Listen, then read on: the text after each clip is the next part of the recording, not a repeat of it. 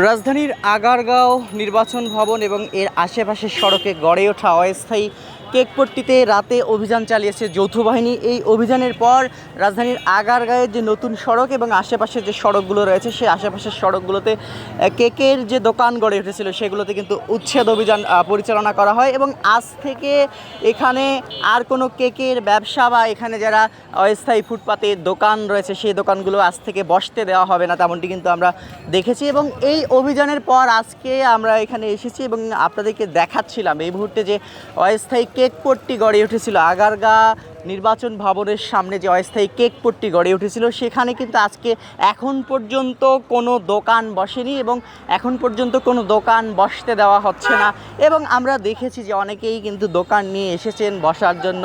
অপেক্ষা করছেন কিন্তু বসতে পারছেন না। আজকে কিন্তু আবারও আইন শৃঙ্খলা রক্ষাকারী বাহিনীর অভিযান হওয়ার কথা রয়েছে এখানে, যেহেতু রাতে যৌথ বাহিনীর সদস্যরা এখানে কেকের দোকান এবং আশেপাশের যে দোকানগুলো রয়েছে খাদ্যের বিভিন্ন মুখরোচক খাবারের যে দোকান, সে দোকানগুলোতে কিন্তু উচ্ছেদ অভিযান চালায় এবং গতকাল সতর্কতামূলকভাবে তাদেরকে এখান থেকে সরিয়ে যেতে বলে এবং আজকে থেকে এখানে